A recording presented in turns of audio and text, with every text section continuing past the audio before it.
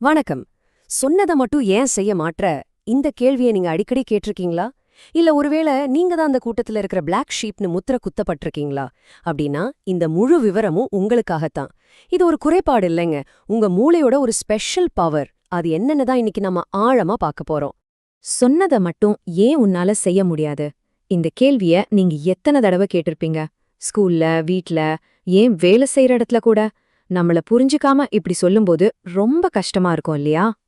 இப்படி நீங்க கேள்வி கேக்குறதுனாலயே உங்கள பிளாக் ஷீப், அதாவது கூட்டத்துல தனியா தெரியற ஆடு மாதிரியோ இல்லனா எது சொன்னாலும் எதிர்க்கிற ஆள் மாதிரியோ கூட பாத்திருப்பாங்க. ஆனா ஒன்னு தெரிஞ்சுக்கோங்க, இந்த அனுபவத்துல நீங்க தனியா இல்ல. ஆனா ஒரு நிமிஷம், இது உங்க கேரக்டர்ல இருக்கிற தப்பில்ல. உங்க மூளை வேலை செய்யற விதமே இப்படிதான்னு நான் சொன்னா நம்புவீங்களா? ஆமாங்க. நாம இப்போ உங்க நடத்தைய பத்தி பேசுறத விட்டுட்டு உங்க மூளைக்குள்ள அறிவியல் பூர்வமா என்ன நடக்குதுன்னு பார்க்க போறோம். சரி வாங்க, உங்க மூளையோட ஆபரேட்டிங் சிஸ்டம் எப்படி வேலை செய்யுதுன்னு பார்க்கலாம். இங்க 2 விதமான சிந்தனை பாணிகள் இருக்கு. நாம ஏன் விதிகளை வித்தியாசமா அணுகுறோங்கிறதுக்கு இதுதான் அறிவியல் ரீதியான பதில். இங்க பாருங்க, ஒரு பக்கம் அறிவுசார் நெகிழ்வுத்தன்மை கொண்டவங்க. இவங்க புதுசு புதுசா யோசிப்பாங்க, சூழ்நிலைக்கு ஏத்த மாதிரி தங்களை மாத்திக்குவாங்க. ஒரு வேலையை செய்யறதுக்கு முன்னாடி இதை ஏன் செய்யணும் அப்படின்னு கேட்பாங்க. இன்னொரு பக்கம் அறிவுசார் விரைப்புத்தன்மை கொண்டவங்க. இவங்க ஏற்கனவே இருக்கிற விதிகளை சரியா ஃபாலோ பண்ண விரும்புவாங்க. இதை எப்படி செய்யணுங்கிறதுல தான் இவங்க கவனம் முழுசும் இருக்கும். இதுல எது நல்லது எது கெட்டதுன்னெலாம் கிடையாது. ரெண்டுமே ஒவ்வொரு விதத்துல ரொம்ப முக்கியம். ஆனா இதிலிருந்து ஒரு விஷயம் ரொம்ப தெளிவா புரியுது. சில பேருக்கு ஒரு விஷயத்த செய்யறதுக்கு முன்னாடி அதுக்கான லாஜிக்கல் காரணம் கண்டிப்பா தேவைப்படுது. இது அவங்க யோசிக்கிற விதத்துல இருக்கிற வித்தியாசம், அவங்க மேல இருக்கிற தப்பில்ல. சரி, வாங்க இப்போ இந்த விஷயத்த மொத்தமா வேற ஒரு கோணத்துல இருந்து பார்க்கலாம். இத ஒரு பிரச்சனையா பார்க்காம உங்ககிட்ட இருக்கிற ஒரு ஸ்பெஷல் திறமையா எப்படி பார்க்கறதுன்னு தெரிஞ்சுக்கலாம். பொதுவா இப்படி கேள்வி கேட்க ஆரம்பிச்சாலே என்ன சொல்லுவாங்க? இவங்களுக்கு ஒரே ஆட்டிடியூட் ப்ராப்ளம்னு சொல்லிடுவாங்க இல்லையா?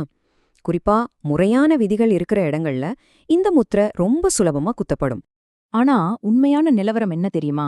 அத ஆட்டிடியூட் ப்ராப்ளம் கிடையவே கிடையாது. அதுக்கு பேரு ஆழ்ந்த சிந்தனை திறன் உபரி, அதாவது கிரிட்டிக்கல் திங்கிங் சர்ப்ளஸ்.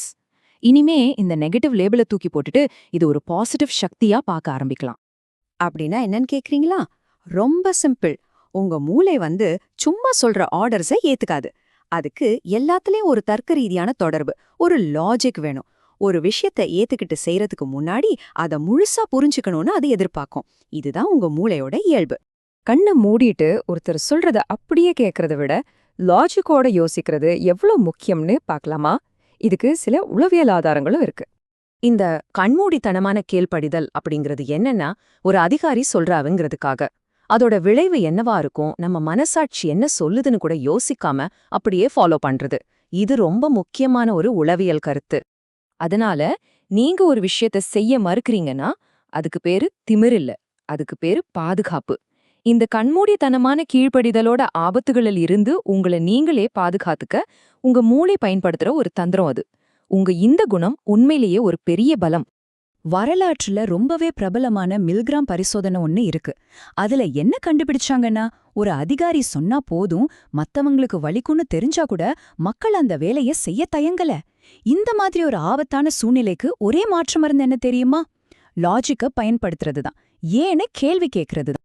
சோ இனிமே நீங்க ஒரு விஷயத்துக்காக ஏன்னு கேள்வி கேட்கும்போது நீங்க கஷ்டம் கொடுக்கறதா நினைக்காதீங்க. நீங்க ஆழமா சரியா யோசிக்கிறீங்கன்னு உங்களை நீங்களே பாராட்டிக்கோங்க.